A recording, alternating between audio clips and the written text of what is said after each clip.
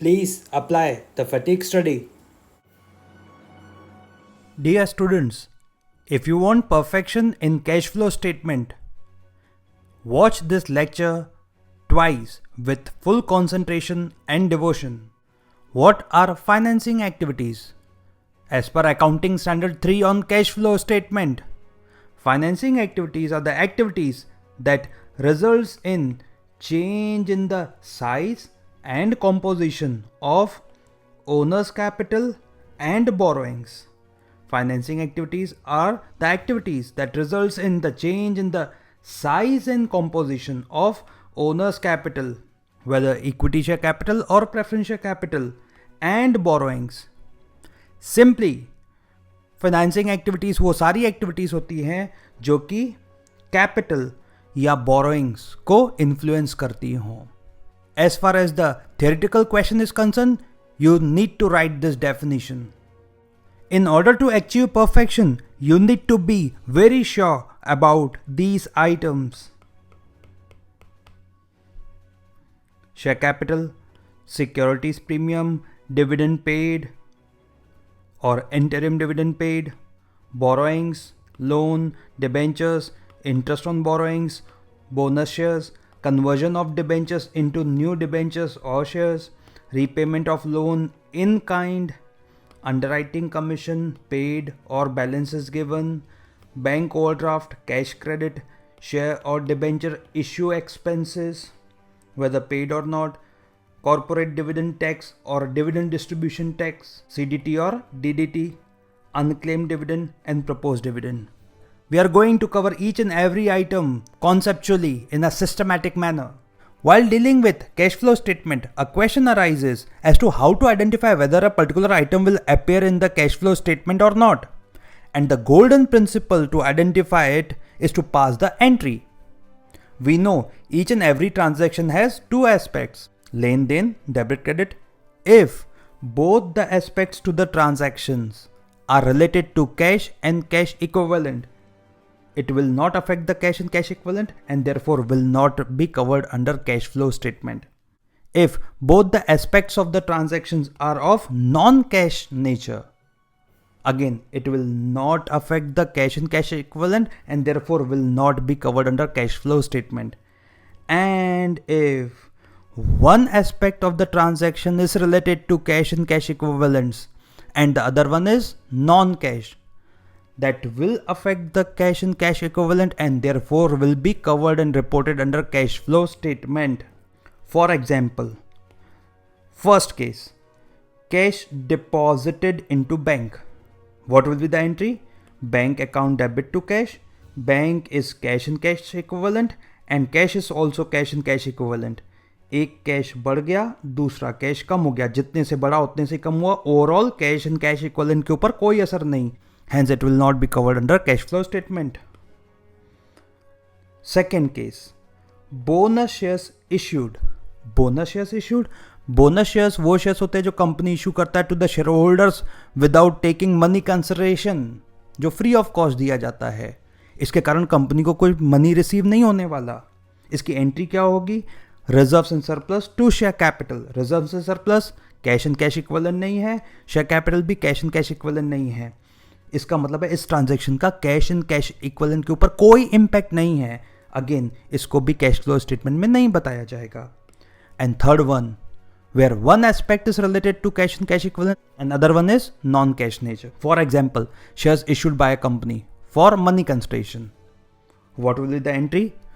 Company will be receiving the money and the entry will be bank account debit to share capital. Bank cash and cash equivalent, share capital non-cash.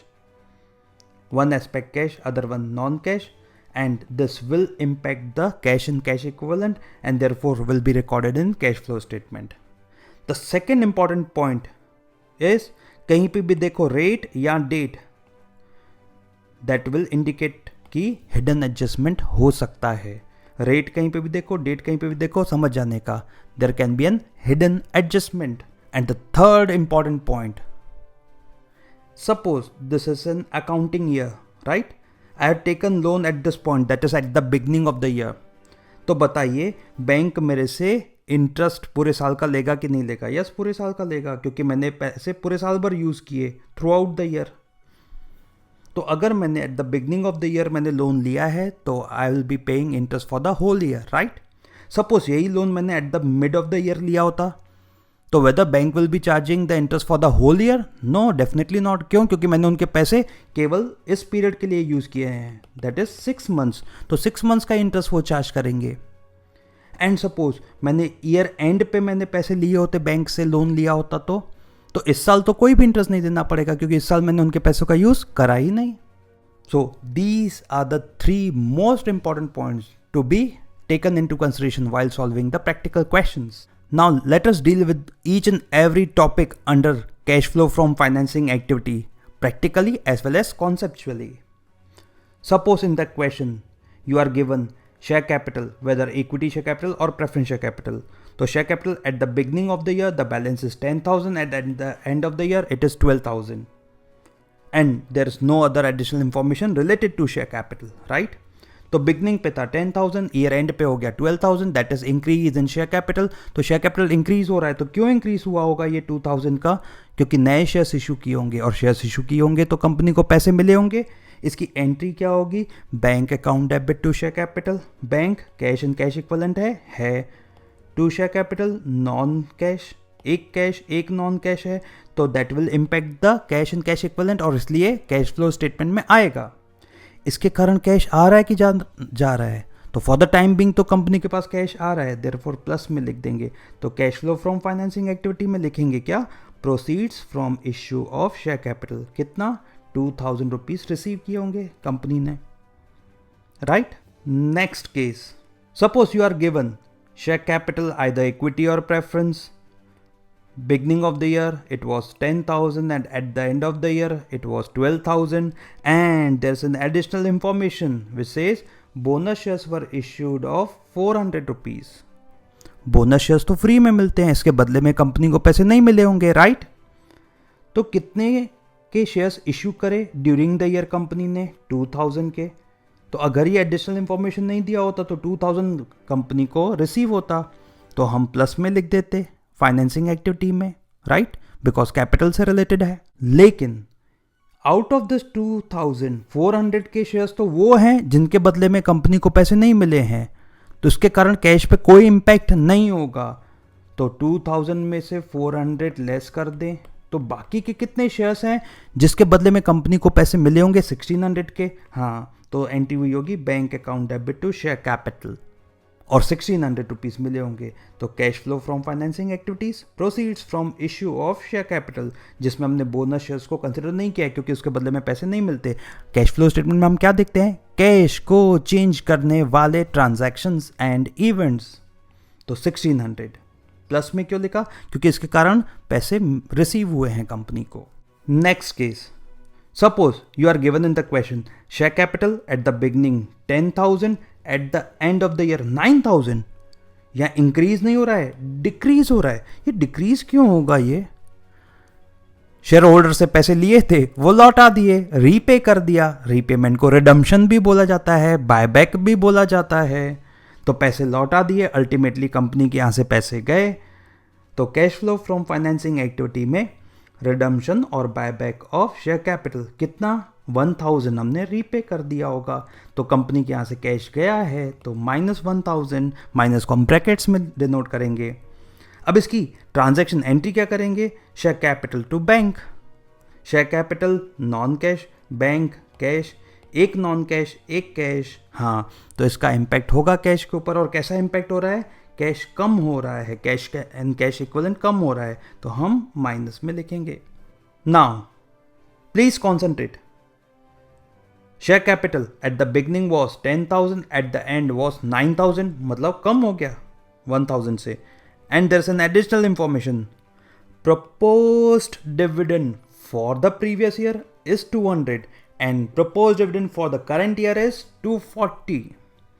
Proposed dividend for the previous year is 200 and for the current year is 240.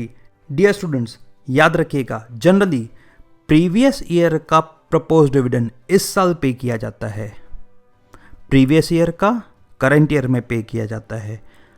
ठीक वैसे ही current year का propose dividend next year पे किया जाएगा।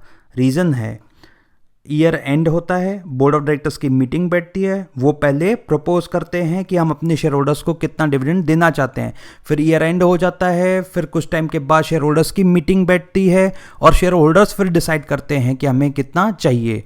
वो उसको बढ़ा नहीं सकते लेकिन उतना या उससे कम ले सकते हैं, तो फाइनलाइज अल्टीमेटली शेयर होल्डर्स करते हैं और उनकी मीटिंग तो नए साल में होगी।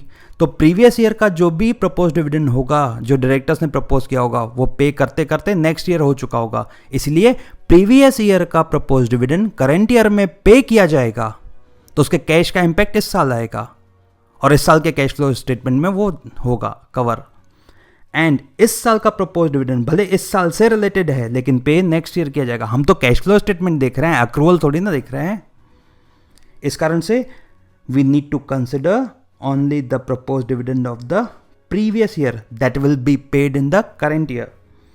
सो सबसे पहले तो शेयर कैपिटल दिया हुआ है, पहले 10,000 था और कम होके 9,000 हो गया। इसका मतलब है कम हो रहा है, मतलब हमने पैसे लौटा दिए होंगे, तो हमारे यहाँ से पैसे गए होंगे। Cash flow from financing activity, redemption और buyback of share capital -1,000 and propose dividend previous year का 200 है, वो इस साल पे किया होगा।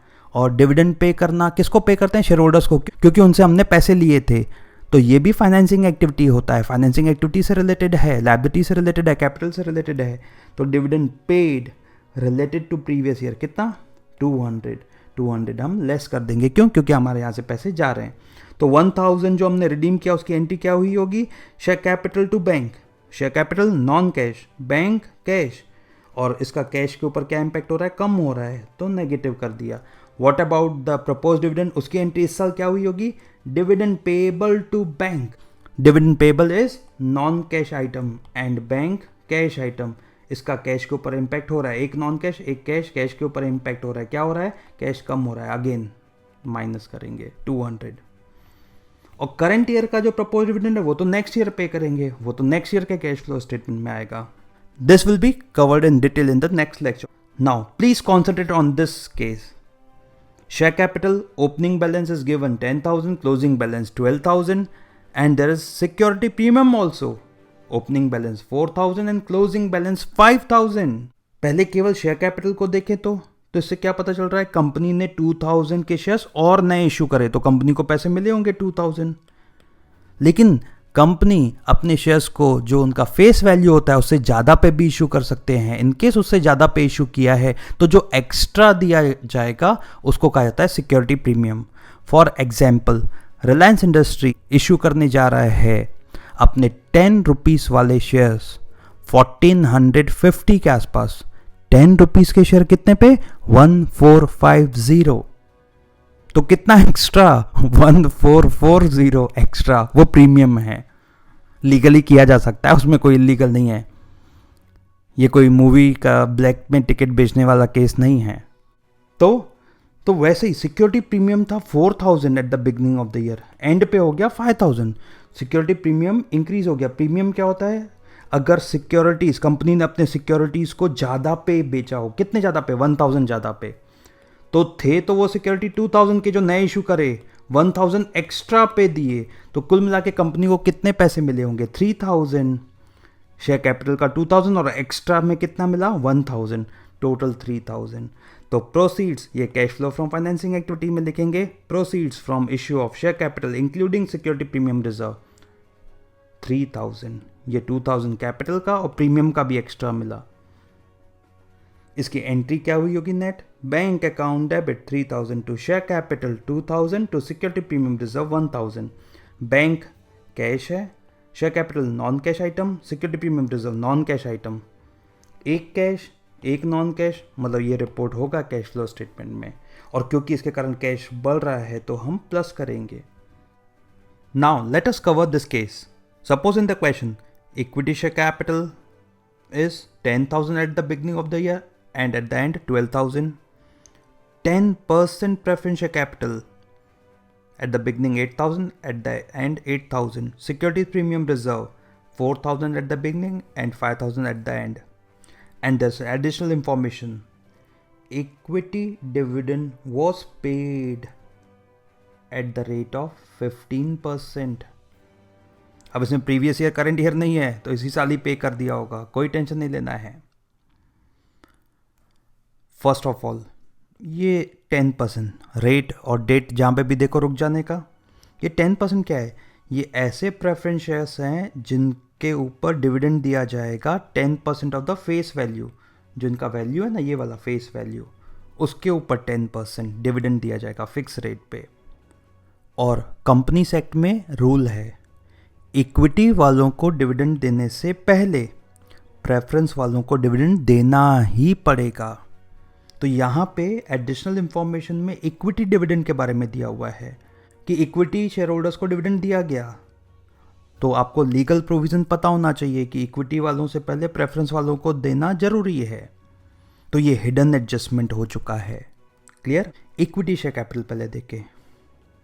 ओपनिंग में 10,000, क्लोजिंग में 12,000, मतलब शेयर्स बढ़ गए कितने से? 2,000 से। नए शेयर्स इशू करे होंगे, लेकिन 2,000 के शेयर्स क्या 2,000 पे इशू करे? तो देयर सिक्योरिटी प्रीमियम ऑल्सो, वो भी इंक्रीज हो रहा है। इससे इम्प्लाई हो गया कि 1,000 ज़्यादा पे इशू करे, तो 2,000 के शेयर 1,000 ज़्यादा पे इशू करे, मतलब कितना कंपनी को पैसे रिसीव होंगे? 3,000।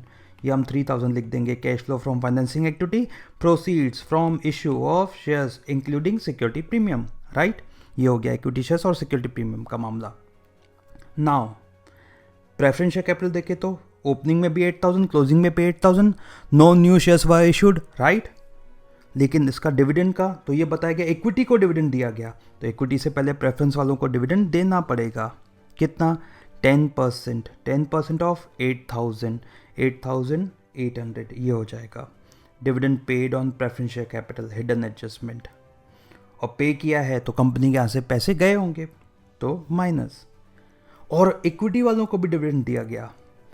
अब क्वेश्चन राइज होगा, इक्विटी वालों को डिविडेंड, सर इक्विटी वाले ईयर के बिगनिंग पे तो 10,000 थे और equity share capital at the and हो गया 12,000, तो 15% 10,000 के ऊपर कि 12,000 के ऊपर? तो ये जो 2,000 हैं वो तो इस साल इशू हुए ना, डिविडेंड जनरली दिया जाता है 1 साल का, तो ये 2,000 वाले जो शेयर्स हैं उनके ऊपर नहीं मिलेगा इस साल। ये जनरली है, एक्सेप्शनल हो सकते हैं। तो सर अगर एक्सेप्शन हुआ तो वो क्वेश्चन में मेंशन करेंगे, और नहीं किया गया हो तो जनरली आप चलेंगे, क्योंकि जो शेयर्स इस साल जिंदा हुए हैं उनके ऊपर इस साल नहीं मिलेगा, तो प्रीवियस जो ओपनिंग से ही हमारे पास चल रहे हैं उनके ऊपर डिविडेंड दिया जाएगा। तो 10,000 का 15% 1,500 ये डिविडेंड पे किया गया, तो पैसे गए कंपनी के यहाँ से, तो माइनस 1,500। और एंट्री, कॉन्सेप्चुअली एंट्री से देखना हो तो जो नए शेयर्स इशू करे उसकी एंट्री होगी bank account debit to share capital to security premium, bank cash item, और शेयर कैपिटल और सिक्योरिटी प्रीमियम नॉन कैश। एक कैश एस्पेक्ट है, दूसरा नॉन कैश एस्पेक्ट है, मतलब इसका इम्पैक्ट हो रहा है कैश एंड कैश इक्विवेलेंट के ऊपर, और कैश बढ़ रहा है तो प्लस, राइट? और what about the dividend? Dividend pay की एंट्री होगी dividend payable to bank, dividend payable non cash, bank cash, और एक नॉन कैश एक कैश, और कैश कम हो रहा है तो माइनस कर देंगे। इसी में अगर क्वेश्चन में दिया होता कॉर्पोरेट डिविडेंड टैक्स, कंपनी जो डिविडेंड पे करता है उसके ऊपर कंपनी को टैक्स भी भरना पड़ता है, तो अगर क्वेश्चन में मेंशन किया गया हो company has paid the CDT, तो वो भी पे किया है। कॉर्पोरेट डिविडेंड टैक्स, डिविडेंड जो पे किया उसके ऊपर टैक्स, तो शेयर्स इशू करना वो भी फाइनेंसिंग, उन शेयर कैपिटल के ऊपर डिविडेंड देना वो भी फाइनेंसिंग, और उस डिविडेंड के ऊपर टैक्स देना वो भी फाइनेंसिंग होगा। तो जो भी अमाउंट मेंशन किया गया हो कि सीडीटी हैज़ बिन पेड, वो भी इधर लिख देंगे, पेमेंट ऑफ सीडीटी माइनस कर देंगे, क्योंकि पैसे जा रहे हैं हमारे यहाँ से। सपोज इसी क्वेश्चन में दिया होता there was some unclaimed dividend, unclaimed dividend मतलब जो पे नहीं किया जा सका।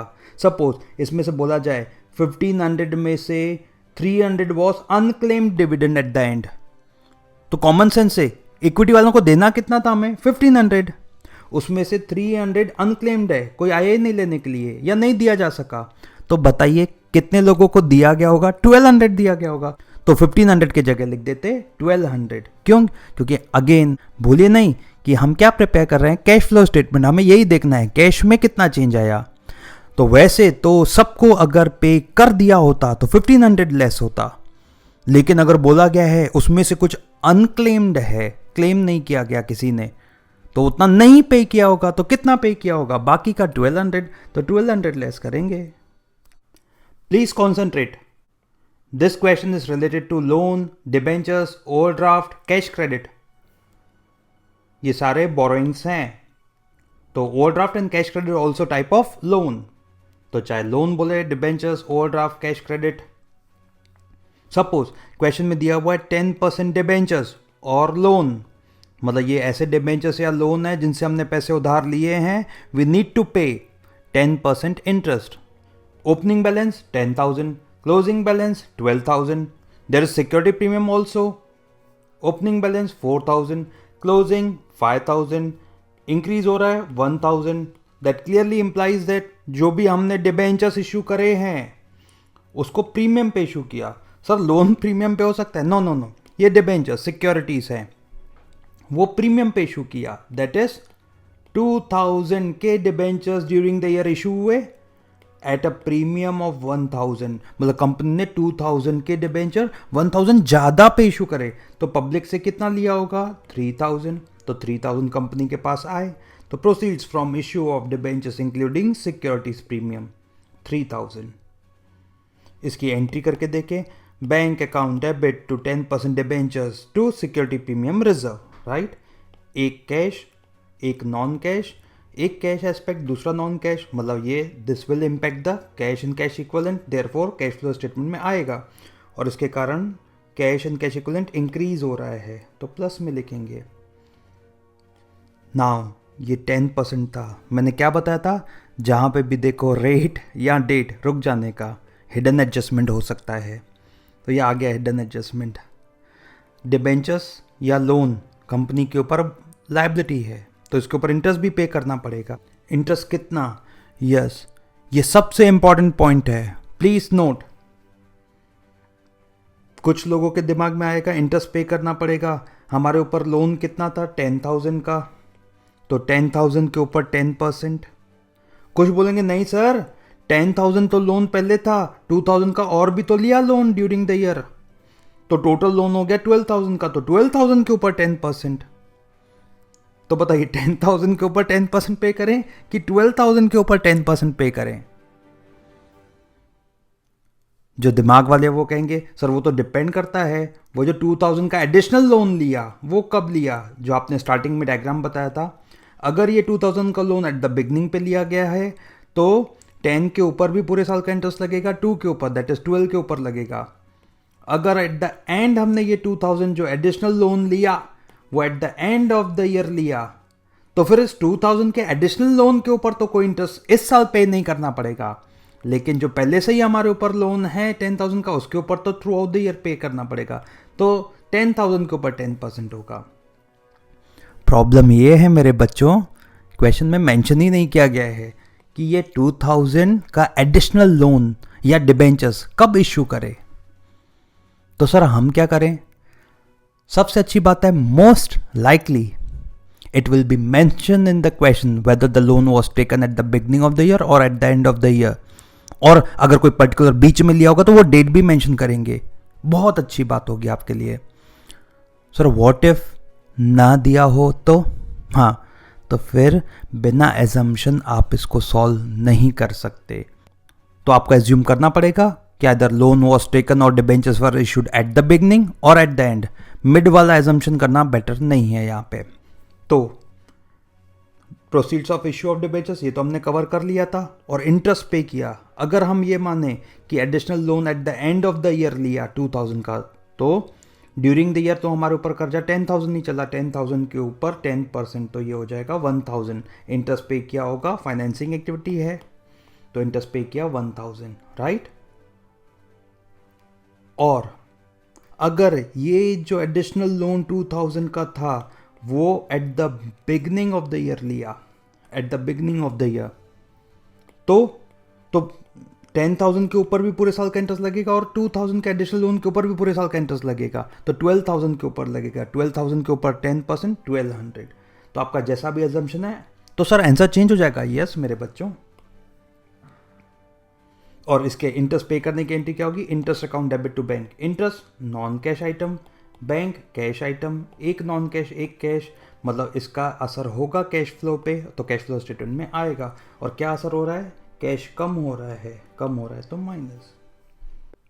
Next question, suppose it is mention 10% debentures or 10% loan, opening balance 10,000, closing balance 12,000, increase of 2,000 during the year, securities premium, opening balance 4,000, closing balance 5,000, outstanding interest on debentures, opening balance 300 and closing balance 400. We need to prepare cash flow from financing activities. Okay, new debentures were issued, or in case of loan, additional loan of 2,000 was taken, right? And अगर debentures हैं 2000 के debentures issue करे और security premium भी है, कितना, पहले 4000 अब हो गया 5000, दैट मीन्स डिबेंचर्स जो नए इशू किए गए वो 2000 के थे लेकिन एक्स्ट्रा पे इशू किए गए, तो कंपनी को कितने पैसे रिसीव हुए होंगे, 3000, राइट? ओके, सेकेंड पॉइंट, यहाँ रेट और डेट देखो, हिडन एडजस्टमेंट, रुक जाने का उधर 10%। अगेन यहाँ पे एजम्पशन करना पड़ेगा, ये जो एडिशनल लोन लिया गया वो एट द बिगनिंग पे या एंड पे कब लिया गया, तो जैसा भी एजम्पशन हो उसके ऊपर 10% जो है हमें इंटरेस्ट देना पड़ेगा, राइट? लेकिन इस क्वेश्चन में ये भी है आउटस्टैंडिंग इंटरेस्ट ऑन डिबेंचर्स। तो सपोज मान के चलते हैं कि additional loan was taken at the end of the year, तो उसके ऊपर तो इंटरेस्ट लगेगा नहीं 2000 के ऊपर, तो हमारे ऊपर लोन जो हमने यूज़ किया बैंक का पैसा through out the year 10,000 use किया, क्योंकि जो एडिशनल 2000 लिया वो at the end of the year लिया, तो 10,000 के ऊपर 10% पे करना चाहिए था, कितना, 1000। लेकिन इस 1000 में से कुछ बाकी रह गया है ईयर एंड पे, कुछ हमने पे नहीं किया है, आउटस्टैंडिंग मतलब बाकी है, पे करना बाकी है, तो 1000 देना चाहिए था, उसमें से 400 नहीं दिया है, तो कितना दिया होगा हमने, 600, राइट?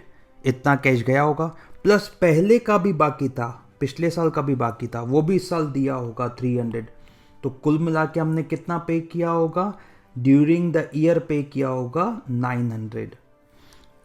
अब डियर स्टूडेंट्स, अगर ये ऐसे समझ में नहीं आया तो समझ लीजिए एनपीओ में भी एओ का कॉन्सेप्ट मैंने उस समय भी बताया था, द मोस्ट इंपॉर्टेंट एडजस्टमेंट, उसका कॉन्सेप्ट बताया गया था आपको, एक एक करके ब्रेकअप करके, उस एओ से भी आप निकाल सकते हैं। वैसे एओ में क्या होता है, जो एडजस्टमेंट हमने करना सीखा था, अमाउंट रिसीव्ड और पेड में एओ का एडजस्टमेंट करते हैं तो इनकम और एक्सपेंस मिलता है।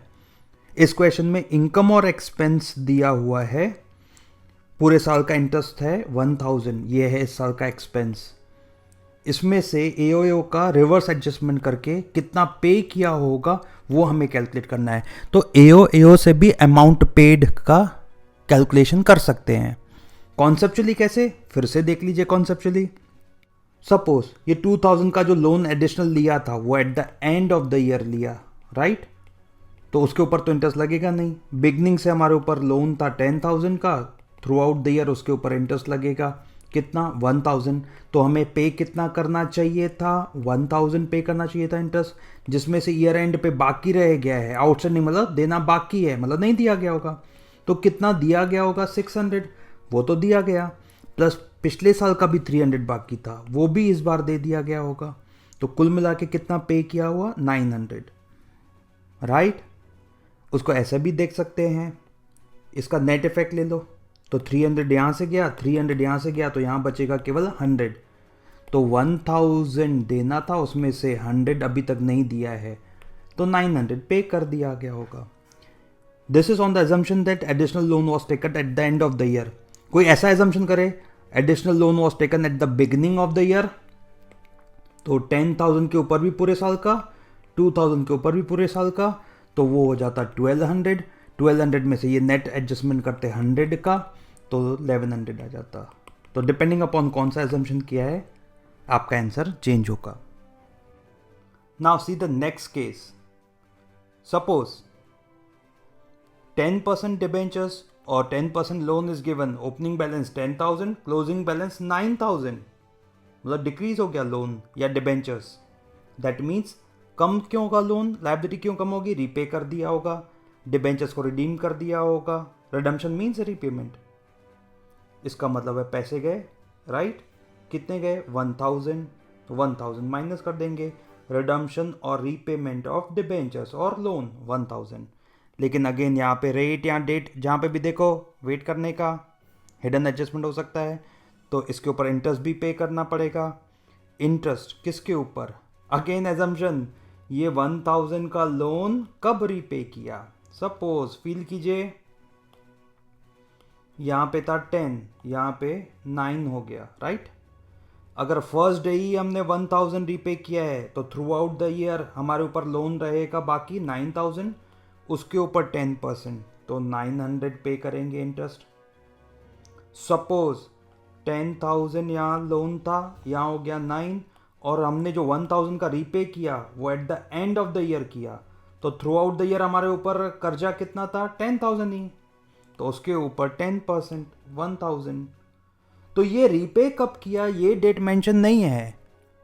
मोस्ट लाइकली जैसे मैंने पहले कहा, it will be mention in the question, but if it is not mention in the question then we need to make assumption. An assumption can be either the loan was repaid at the beginning of the year or second at the end of the year. And depending upon your assumption, answer change होगा। अब debenture या loan के पैसे जो वापस किए उसकी entry होगी ये डिबेंचर और loan account debit to bank.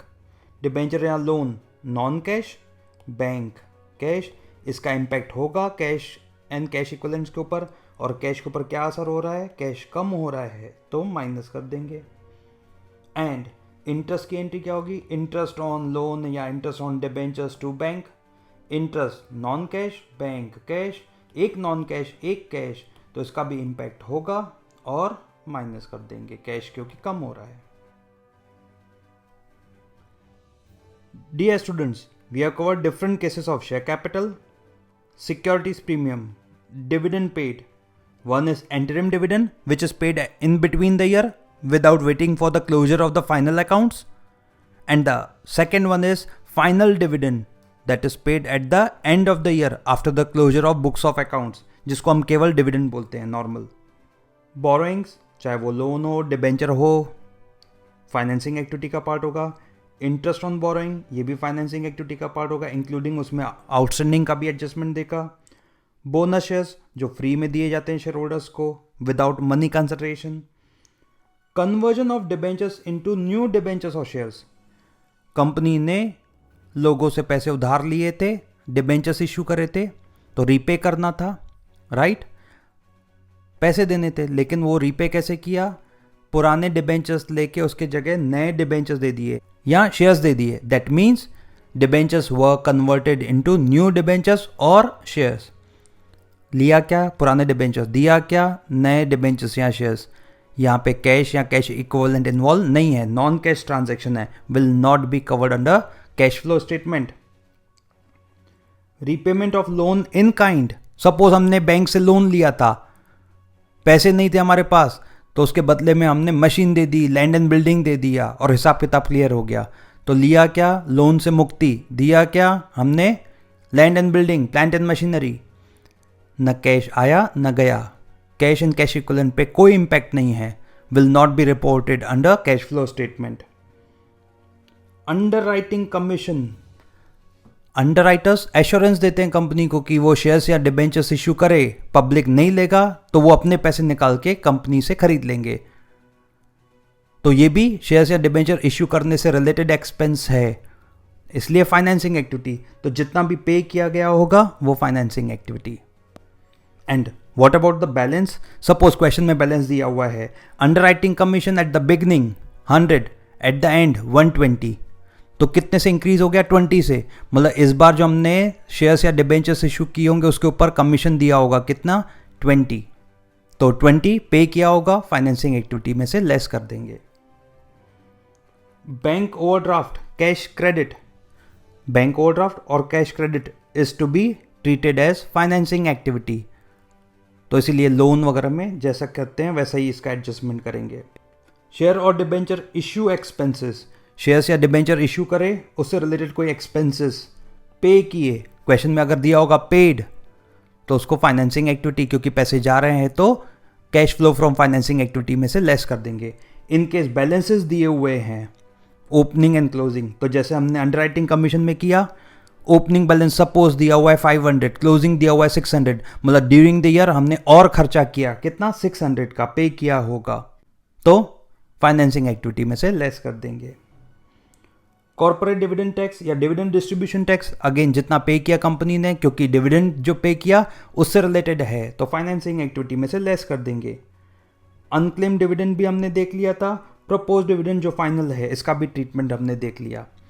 अब शेयर कैपिटल कोई भी कंपनी इशू करे, वेदर फाइनेंशियल एंटरप्राइज और non financial enterprise, share capital issue हर एक ऑर्गेनाइजेशन के लिए, चाहे वो कोई भी ऑर्गेनाइजेशन क्यों ना हो, कोई भी कंपनी क्यों ना हो, उसके लिए हमेशा फाइनेंसिंग एक्टिविटी ही होगा। Similarly dividend paid to the share holders, चाहे कोई भी कंपनी पे करे, फाइनेंशियल कंपनी और non financial company, dividend paid to the share holders will always be considered as financing activity. What about interest on borrowing? ये change हो जाएगा। अगर हमारा मैन्युफैक्चरिंग या trading concern that is non financial company है और interest हमने पे किया है, तो फाइनेंसिंग एक्टिविटी में आएगा, फाइनेंसिंग एक्टिविटी में से लेस करेंगे। बट अगर हमारा फाइनेंशियल कंपनी है, वी डील इन फाइनेंस, उधार लेना उधार देना, तो ये इंटरेस्ट उधार लेना उधार देना तो हमारा ऑपरेटिंग एक्टिविटी हो गया। इन दैट केस इंटरेस्ट लेना देना भी हमारा ऑपरेटिंग एक्टिविटी होगा। सपोज बैंकिंग कंपनी उधार लेता है उधार देता है, तो उसके ऊपर इंटरेस्ट भी लेता है और देता है, तो दोनों ही ऑपरेटिंग होंगे। इसका मतलब है इंटरेस्ट पेड ऑन लोन क्या होगा, ये डिपेंड करेगा। अगर नॉन फाइनेंशियल कंपनी है तो फाइनेंसिंग एक्टिविटी में आएगा, और अगर फाइनेंशियल कंपनी है तो ऑपरेटिंग एक्टिविटी में आएगा।